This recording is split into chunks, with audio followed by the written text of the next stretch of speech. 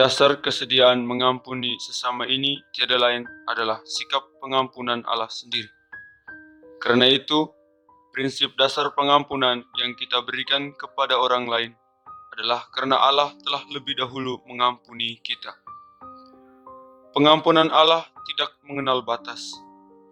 Ia tidak pernah membatalkan perjanjiannya, kendati manusia telah menyeleweng dari perjanjian. Ampunilah kesalahan sesama, niscaya dosa-dosamu akan dihapus juga jika engkau berdoa. Sikap egois manusia amat mudah muncul dan berkembang pesat. Sikap egois ini mendorong manusia menganggap dirinya merupakan pusat segala-galanya dan tidak lagi mengingat Tuhan. Padahal Tuhan adalah sumber dan tujuan segalanya.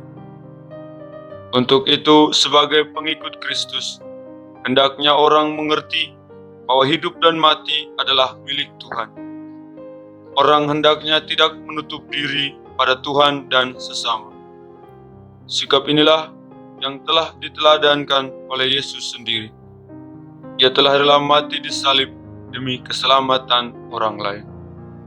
Keagungan belas kasih dan pengampunan Allah kepada orang berdosa tidak pernah mengenal batas.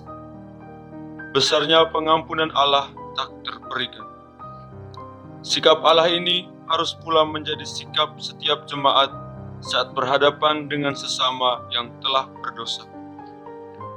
Jemaat harus bersedia mengampuni siapapun di dalam maupun di luar kalangannya sendiri. Pengampunan harus melampaui tembok-tembok pembatas persaudaraan.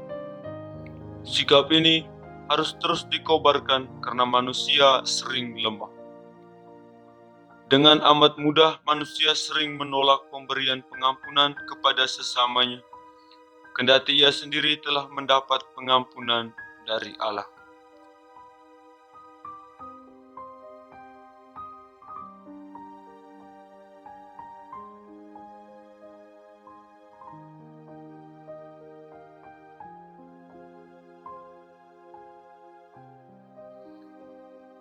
Tiga bacaan suci hari ini yang menemani kita untuk menapaki hidup kita menggambarkan tentang pengampunan.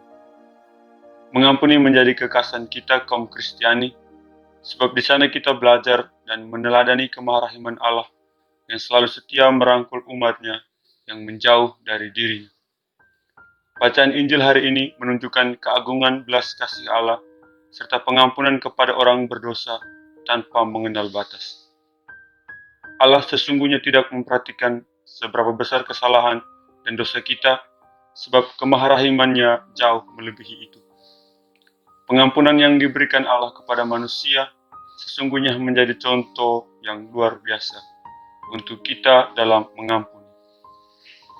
Kenyataan yang tidak bisa kita sanksikan dalam hidup kita adalah kita mudah menerima pengampunan daripada memberi pengampunan kepada orang yang bersalah.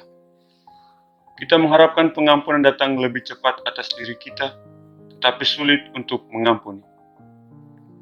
Ketika kita berbuat dosa, kita merasa tidak aman dan segera menuju ruang pengakuan untuk mengharapkan pengampunan Allah. Satu pertanyaan untuk kita, tidakkah kita berpikir bahwa orang lain mengharapkan hal yang sama kepada kita untuk diampuni?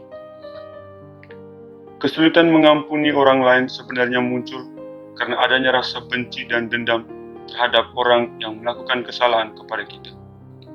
Kita terus memupuk rasa dendam hingga akhirnya kita tidak rela mengampuninya, dan itu akan menjadi masalah besar. Akan tetapi, kita perlu sadar sebagaimana yang disampaikan dalam bacaan pertama, jika kita tidak mengampuni dosa orang, niscaya dosa kita tidak diampuni. Seberapa besar kesalahan orang lain, hendaknya kita berusaha mengampuninya, sebab kita sadar bahwa Allah terlebih dahulu mengampuni kita. Mari kita belajar untuk mengampuni sesama kita, mulai dari hal-hal yang sederhana, sambil terus kita mendoakan mereka yang telah bersalah kepada kita. Semoga